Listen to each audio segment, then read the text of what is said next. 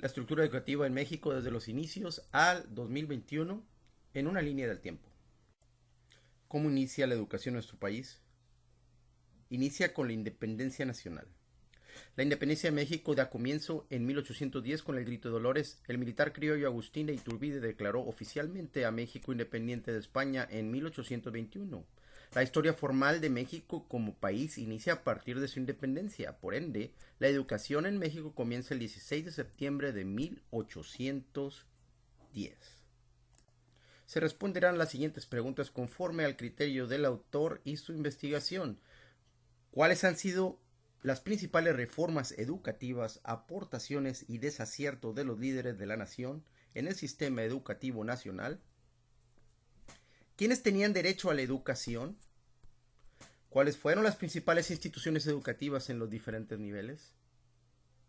Se adhieren frases o aportaciones de personajes ilustres de la educación en México. El México independiente comienza con la Constitución de Apatzingán del 814, donde destaca el artículo 39, que nos dice que la instrucción, como necesaria a todos los ciudadanos, debe ser favorecida por la sociedad con todo su poder. Y esta Constitución de Apatzingán comienza con el artículo primero, que indica que la religión católica apostólica romana es la única que se debe profesar en el Estado. No solo la educación, sino el gobierno, en la concepción del México independiente, se basaba en los valores, virtudes y la moral. El personaje ilustre de estos inicios de la educación, Simón Rodríguez, maestro de Simón Bolívar, considera que la educación es un poderoso instrumento de la transformación del hombre y de la sociedad, y es abierto defensor de la educación para todos, incluyendo a los pardos, los morenos, refiriéndose a los pueblos originarios de África y América. Rodríguez anticipaba ya entonces la responsabilidad del Estado en la educación al señalar que la sociedad debe no solo poner a la disposición de todos la instrucción, sino dar los medios de adquirirla, tiempo para adquirirla y obligar a adquirirla. La instrucción se consideraba necesaria a todos los ciudadanos.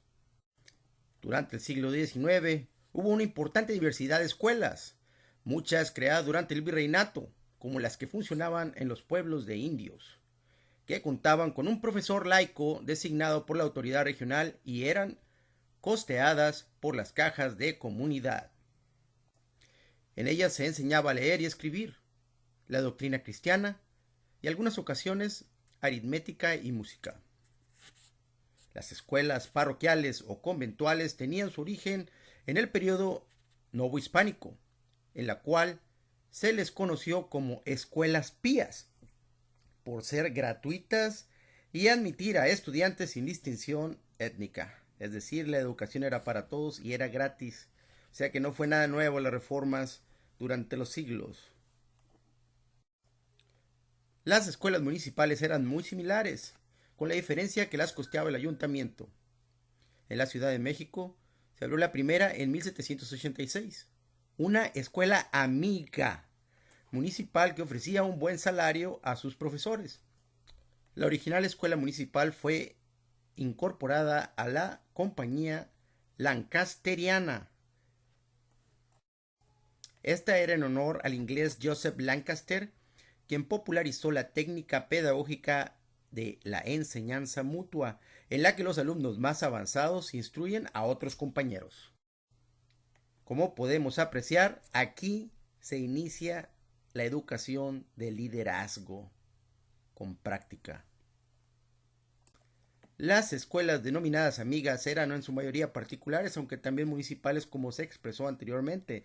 Muchas operaban en casas de profesoras y por lo general asistían también niñas, a quienes se les enseñaba religión, moral, castellano, literatura, música, dibujo y nociones de pintura. Además, se enseñaban lecciones en aquel entonces definidas como propias de su sexo, entre las que destacaban costura, elaboración de flores artificiales, etc. Algunos temas considerados novedosos como historia antigua, moderna, mexicana y natural, geografía, aritmética y teneduría de libros, medicina doméstica, higiene y escuchen, economía doméstica e idiomas, inglés, francés e italiano. No nos sorprendamos, antes lo hacíamos hace siglos. Hoy podemos también. Nos vamos al 1833. La primera generación de liberales mexicanos emprendió una importante reforma educativa que coincidía en buena medida con las ideas de los conservadores. Por medio del decreto del 19 de octubre de ese año, crearon la Dirección General de la Instrucción Pública. Esta pretendía establecer una dependencia gubernamental a nivel nacional que organizara y supervisara la enseñanza. Así, liberales y conservadores apoyaron el sistema lancasteriano, del cual hablamos anteriormente, hicieron hincapié en la educación cívica y la doctrina cristiana y promovieron la creación de escuelas normales. Hacia 1842, los liberales proponían la libertad de enseñanza con el objetivo de acabar con el monopolio eclesiástico sobre la educación. Finalmente, el esquema liberal fue el que triunfó y sentó las bases de un nuevo sistema educativo en manos del Estado. En el texto de 1857, artículo primero, el pueblo mexicano reconoce que los derechos del hombre son la base y el objeto de las instituciones sociales. Y entre esos derechos expresamente menciona el de la libertad de enseñanza. El artículo tercero de la Constitución, la enseñanza es libre. En el 67 se promulgó la Ley Orgánica de la Instrucción Pública. En ella se establecía la educación primaria gratuita y obligatoria. Como se mostró anteriormente, la instrucción primaria como obligatoria y gratuita era idea originaria de don Simón Rodríguez. Cabe mencionar que también hubo unas iniciativas muy buenas en la ley orgánica, la creación de la instrucción secundaria para el sexo femenino, el establecimiento de diversas instituciones de educación superior y la fundación de la Escuela Nacional Preparatoria, cuyo primer director fue el médico Gabino Barreda. El Porfiriato, 1876 a 1911, presidente José de la Cruz Porfirio Díaz Mori. La creación de la Secretaría de Instrucción Pública y Bellas Artes en 1905 es cosecha de don Díaz. A Díaz hay que aplaudirle la creación de la Universidad Nacional de México, la UNM, con bases de alto nivel internacional, teniendo como madrinas modelo a las universidades de Salamanca, París y Berkeley. Ahora nos vamos a la Revolución Mexicana. El presidente Madero se dedicó a apoyar la educación rudimentaria. En estas escuelas solamente se enseñaba a hablar, leer y escribir el idioma castellano y a ejecutar operaciones fundamentales y usuales de la aritmética. También fue pionero en deseos de aumentar cobertura de la educación al pueblo de México. Don Francisco I. Madero nos aporta a el líder Alberto José Pani Arteaga. Pani, como subsecretario de Instrucción Pública y Bellas Artes, nos deja un gran ejemplo de amor al pueblo. Comparto un pensamiento de José Pani. ¿Cómo podía haber superación intelectual en una población con hambre? Si la mayoría de la población mexicana era analfabeta y vivía en una economía miserable. Siguiendo los consejos de Simón Rodríguez, Victoriano Huerta inspiró a futuros líderes con su iniciativa de conseguir recursos para proporcionar infraestructura en pro de la educación del pueblo de México. Venustiano Carranza y su gabinete tenían magnas aspiraciones similares a la de la creación de la UNM. México debía imitar los sistemas educativos de Norteamérica y Suiza. Fueron autores de la raíz legislativa de la educación en México, promulgando el artículo 3 de la Constitución Política de los Estados Unidos Mexicanos el 5 de febrero de 1917, donde estipula que la educación debe ser laica, gratuita y obligatoria. Con Carranza nace un líder auténtico de amor a la educación del pueblo de México, el gobernador de Yucatán, don Salvador Alvarado Rubio. Salvador impulsó a abrir 1000 escuelas, financió el primer congreso feminista y forjó normas para evitar el alcoholismo entre los indígenas. Impresionante, en tiempo de guerra se pueden lograr frutos como los de este Salvador Alvarado Rubio. El alma, corazón y mente de don Salvador Alvarado Rubio, salieron estas palabras: la educación es un medio para lograr una vida más humana y justa, y por eso quería ofrecerla a su pueblo. México posrevolucionario, Obregón, Huerta y Vasconcelos.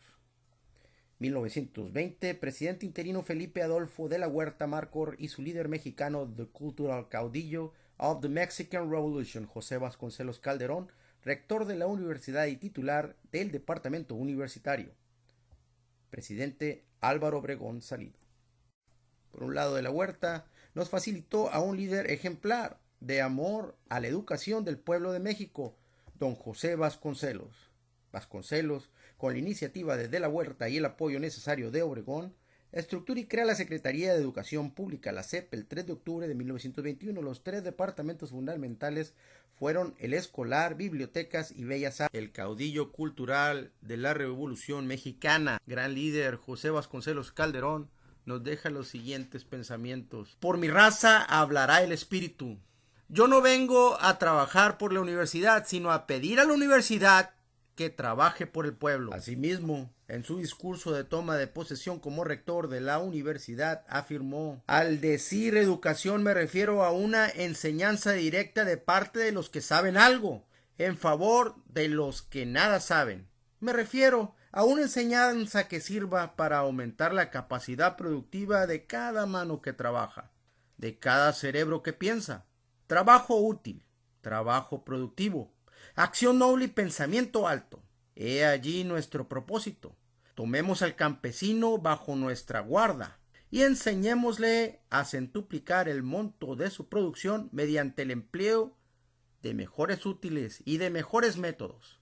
Esto es más importante que distraerlos en la conjugación de los verbos. Este discurso de Vasconcelos como rector de la universidad nos ilustra su gran preocupación por la productividad del pueblo, la importancia de compartir los conocimientos a otros que no los tienen para lograr esa productividad, la importancia de cómo transmitir esos conocimientos y la importancia de otorgar el tiempo adecuado por jerarquía de conocimientos en pro de la productividad y buen uso del recurso humano de él. Sin quitarle mérito al presidente Álvaro Obregón Salido, es justo otorgar crédito de la creación de la SEP al presidente Felipe Adolfo de la Huerta Márquez, quien dio poder político y recursos a Vasconcelos, como se mencionó, para la creación de esta. Ahora hablaremos del Maximato, que comprende el periodo de 1928 a 1934. Del 24 al 28, el presidente Francisco Plutarco Elías Calles. Del 28 al 30, Emilio Cándido Portes Gil. Del 30 al 32, Pascual Ortiz Rubio. Del 32-34, Abelardo Rodríguez Luján. Y del 34 al 40, don Lázaro Cárdenas del Río. Con la creación del Partido Nacional Revolucionario, el PNR, con fines ocultos de mantener el poder en cierta élite del país, Calles fue el iniciador de las revueltas estudiantiles de 1929, que también fueron no escuchadas por Portes Gil. Los aparentes objetivos principales del presidente Plutarco Elías Calles eran asegurar la no reelección e institucionalizar el poder político. En mi opinión, la intención de no reelección es ilegítima, ya que creó el partido para conservar el poder concedido a un grupo de políticos tal vez no aptos para dirigir la nación en pro del pueblo, sino para su propio interés y beneficio. Esta opinión personal o postura se justifica con la iniciativa de Vasconcelos a la candidatura presidencial. Él sí tenía buenas intenciones de educar al pueblo. Y también se justifica con los conflictos y muertes por la elección de Ortiz Rubio. Por su parte, don Abelardo Rodríguez Luján inició el carácter socialista para la educación en México. Asimismo, Lázaro Cárdenas del Río incrementa su presupuesto a la SEP y crea el Instituto Politécnico Nacional en 1936. A la par del IPN surge la Universidad Obrera de México en el 36, fundada por el sindicalista y político Vicente Lombardo Toledano. Cárdenas reformó con algo de influencia marxista el artículo 3, indicando que la educación que impartía el Estado será socialista y además de excluir toda doctrina religiosa, como ya desde el siglo pasado se combatía o trataba. Combatiría el fanatismo y los perjuicios. para lo cual la escuela organizará sus enseñanzas y actividades de forma que permita crear a la juventud un concepto racional exacto del universo y de la vida social. Se sabe que la ambición de poder de algunos gobernantes y su corrupción frente a la ignorancia por la falta de educación de su pueblo puede traer y mantener la pobreza a la historia de un país que cuenta con todos los recursos esenciales para ser primera potencia, como lo es nuestro país México. Pero más bien yo he venido aquí para ver por qué se opone usted a que haya una escuela en el pueblo. Pues en primer lugar porque la educación solo trae descontentos y hace infelices a los hombres porque siempre acaban ambicionando lo que no tienen. Y en este pueblo por eso todos somos felices, porque se conforman con lo que Dios les da. Ah, sí. Sí, el campesino no necesita saber leer y escribir. Ah, ¿no? No, con que sepan arar y cultivar su tierra es suficiente. Su tierra. Sí, su tierra. Digo su tierra de usted. Porque aquí eso de que la tierra es de quien la trabaja es puro cuento. ¿Verdad, don Florido? Silvestre. Lázaro Cárdenas del Río nos deja estas palabras: la miseria, la ignorancia, las enfermedades y los vicios esclavizan a los pueblos, y por ello el único compromiso posible para su liberación es erradicarlos. Desafortunadamente, muchos poderosos es precisamente lo que hacen: no erradicarlos. La educación de Cárdenas del Río sigue siendo para todos en México, pero él la hace más accesible ahora a la clase obrera y a la juventud. En su mes de inicio como presidente de México, Miguel Alemán Valdés promulga una reforma al artículo 3 constitucional originada por Manuel Ávila Camacho para reconvertir la educación socialista en su lugar, establecer una educación integral, científica y democrática. Un aplauso y mega like para este ilustre presidente. Y esto lo hacía como una estrategia para seguir combatiendo los altos índices de analfabetismo del país que imperaban en su época. Una etapa de alto impacto en la historia de la educación del país es la de Díaz Ordaz, la tragedia de Tlatelolco de 1968 y sus efectos. Díaz Ordaz pretendía dar luz a México para ponerlo en alto nivel internacional. Lo quería hacer por medio de los Juegos Olímpicos del 68. Díaz Ordaz, con el apoyo del secretario de Educación Pública Agustín Yáñez, logró preparar algunas iniciativas en pro de la educación, entre las cuales destaca la estrategia del uso de la tecnología con la alfabetización a través de la televisión y la telesecundaria, que nació ante la necesidad de atender a los graduados de educación primaria en zonas rurales que no pudieron continuar sus estudios por falta de escuelas secundarias en sus áreas. Otro acierto de Díaz en pro de la educación de México fue sin duda la iniciativa de implementación del procedimiento didáctico con el programa Aprender Haciendo, para fijar en la mente del alumno los conceptos de administración, calidad, organización, para acelerar el desarrollo económico, adquisición de conocimientos, habilidades y destrezas con principios de la escuela activa. En la administración de Díaz Ordaz ocurrió el denominado Movimiento Estudiantil del 68, en realidad se le conoce internacionalmente como el Movimiento Social, donde una amplia coalición de estudiantes de las principales universidades de México obtuvo un amplio apoyo público al cambio político de México. Error. Luis Echeverría Álvarez, ejecutor de órdenes del presidente Díaz Ordaz de la masacre de Tlatelolco, donde no solo jóvenes, sino madres de familia y niños fueron víctimas de un gobierno al que se le da poder para precisamente protegerle.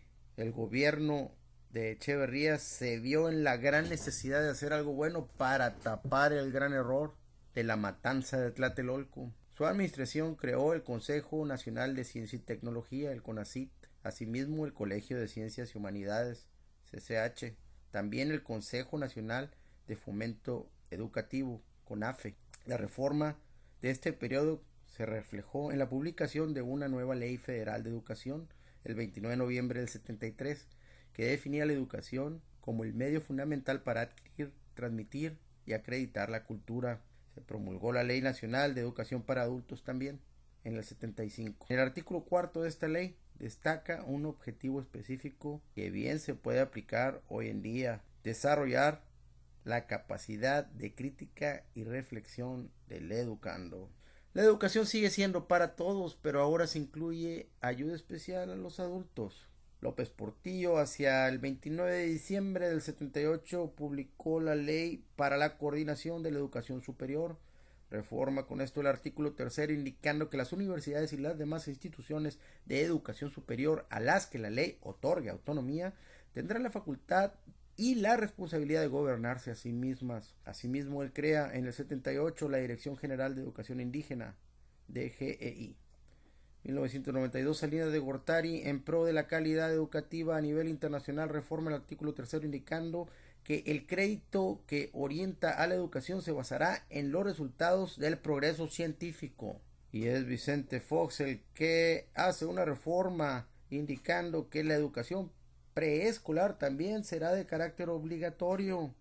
Esto les da a las madres solteras la oportunidad de trabajar, al menos cuando sus hijos estén en la escuelita con los buenos maestros del país. Y es Felipe Calderón, en el 2012, quien hace una reforma elevando el nivel básico positivamente a nivel medio superior, y sigue indicando, como en el pasado, que todo individuo tiene derecho a recibir educación. Hacia el 2003, el presidente Peña Nieto hace una reforma con una promesa de disponibilidad de recursos que deberían contribuir al incremento de la calidad del sistema educativo mexicano, indicando que el Estado garantizará la calidad en la educación obligatoria, de manera que los materiales y métodos educativos, la organización escolar, la infraestructura educativa y la idoneidad de los docentes y los directivos garanticen el máximo logro de aprendizaje de los educandos. La administración de Peña Nieto dejó efectivo el último modelo educativo en México, que es el publicado en mayo de 1917. El nuevo modelo educativo, denominado Modelo Educativo Obligatorio del 17, sustenta en el principio de educar para la libertad y la creatividad.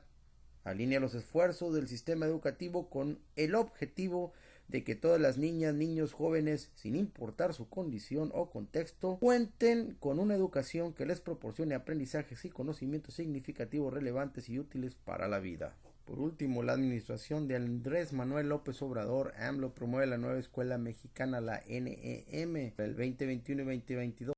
El objetivo principal de la nueva escuela mexicana es el desarrollo de manera armónica de todas las facultades, habilidades y destrezas del ser humano. Además, busca fomentar el respeto a los derechos de cultura, entre otros aspectos, erradicar el neoliberalismo, desarrollo de valores como la honestidad e integridad, implementación de los derechos humanos, humanismo social y pensamiento crítico, principios de solidaridad, valores de respeto, responsabilidad, compromiso, preservación y cuidado de la naturaleza, entre otros. Como lo mencioné en otra investigación, el idioma que recomiendo implementar en el sistema es el mandarín. Es el segundo más hablado en el mundo, además de que China es la potencia más grande del mundo en la economía. Asimismo, habrá que reforzar la calidad del inglés, que no nos dé pena hablar, y también la calidad del español, que se ha perdido mucho con el social media. Habrá también que retomar de la historia lo que es bueno y lo que es positivo. Instruir desde preescolar con la moral, valores y virtudes humanas. Así inició la educación en México independiente. De la misma raíz, retomar lecciones propias del sexo, niños y niñas, a ejemplo de las escuelas denominadas amigas. Elevar el prestigio y excelencia de las instituciones universitarias y de todas nuestras escuelas a un nivel internacional. Porfirio Díaz nos dio un gran ejemplo de esto, de cómo verdaderamente se puede llevar la educación del país a un nivel de calidad internacional con la creación del UNAM, basada en modelos, sistemas institucionales como los de las universidades de Salamanca, Berkeley y París.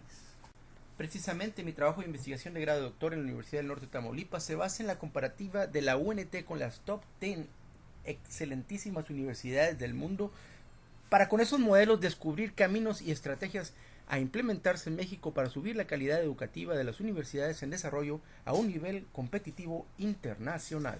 El liderazgo y espíritu emprendedor debe ser materia de instrucción en todo nivel educativo en México. Asimismo, finanzas y economía familiar son temas que se deben abordar. La combinación de enseñar a trabajar estudiando teórico-práctica es estrictamente necesaria e indispensable. No es válido salir de la universidad para recibir una remuneración de obrero, o egresar y empezar a aprender a ejercer la profesión, o empezar a certificarse. Se egresa certificado y eso es el título profesional. Si el título profesional no te da esa calidad de ser un profesionista, el sistema educativo es nulo, amañado y obsoleto. Se requiere mucha ética para que las instituciones de educación superior tengan una oferta educativa válida y actual. No se deben aprobar programas donde el egresado quede al final de la carrera como un desempleado o sin campo de trabajo para servir a la sociedad. La factibilidad de la oferta académica debe ser justificada periódicamente por ley, para no abusar de los estudiantes ni del poder que se confiere a los educadores e instituciones.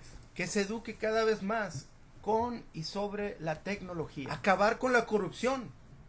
Que el dinero se utilice de manera congruente para proveer acceso a internet a todo el pueblo mexicano y ofrecer facilidades de equipo. Educar desde preescolar en la buena selección de información disponible en internet y el buen uso del tiempo navegando en ella. Educar a la sociedad en tener un plan de vida balanceado donde se ejercite físicamente, se coma saludable, se duerma lo necesario, se conviva en unidad familiar y sociedad, se divierta, se haga partícipe en la cultura y en las bellas artes y se trabaje y estudie, instruya eficientemente solamente lo necesario y útil a la sociedad del siglo XXI. En complemento a lo anterior sugerido y a mi aportación en el reordenamiento de aspectos importantísimos de la historia de la educación en el México independiente, invito al gobierno a echar un vistazo a la historia de la educación en México por medio de compendios como el presente, para después ahondar en investigación de puntos de los cuales pudiesen nutrirse, para que sean guías de futuras reformas. Efectivamente, se puede sacar luz de la historia. Muchos líderes quisieron hacer ver como nuevo lo que ya era utilizado en los inicios del México independiente, como la educación gratuita en las escuelas pías. La historia es buena para retomarse, pero hay que dejar paso a la creatividad, actualidad y a la innovación en las nuevas reformas educativas. Por un lado, un dictador ambicioso pudo crear la UNAM con influencias de universidades del primer mundo. Por el otro, un presidente burlado por el pueblo con memes en la social media tuvo la intención e iniciativa de proveer los recursos necesarios para elevar la educación del pueblo que se burló de él de forma Algunos adecuada. Objetivos, desafíos para los poderosos líderes e intelectuales de la educación serían generar leyes, guías para garantizar recursos que permitan el derecho a una educación de más calidad a toda la población, que no solo cubra las necesidades de la sociedad a nivel local, sino en vías de servir al Estado, al país y al mundo, para que el ciudadano formado tenga herramientas de conocimiento y experiencia necesarias para lograr asimismo una calidad de vida equivalente a los ciudadanos del primer mundo. Generar leyes que garanticen un modelo educativo mexicano con validez y alta calidad global, considerando el siglo XXI como la era de la innovación, de la tecnología y del continuo conocimiento como base, y que se logre el mismo con una reforma educativa realística en base al objetivo generado y propuesta entre el gobierno y la iniciativa ciudadana, intelectuales de la educación, para agilizar y asegurar validación del nuevo sistema educativo mexicano a nivel global en base firme. Los programas de estudio deben ser avalados por necesidades sociales estadísticamente comprobadas. El volver a la historia necesariamente abre la mente al buen juicio. Este documento es prueba de que de alguna forma nuestros líderes con defectos y virtudes han contribuido positivamente, aunque poco, al buen desarrollo del sistema educativo mexicano. Queda mucho por hacer, y no corresponde solo al gobierno el lograr la transformación de un sistema educativo mexicano que cumpla con los requerimientos para enfrentar los desafíos del siglo XXI. Los ciudadanos que estamos preparándonos a servir de forma científica a la sociedad también somos responsables de contribuir en la gran labor de la transformación de dicho sistema educativo. Juntos lo podemos y debemos lograr. Que la sangre y la vida de los inocentes y valientes revolucionarios sea nuestra bandera y coraje para lograr la transformación que requiere nuestro país. Muchas gracias.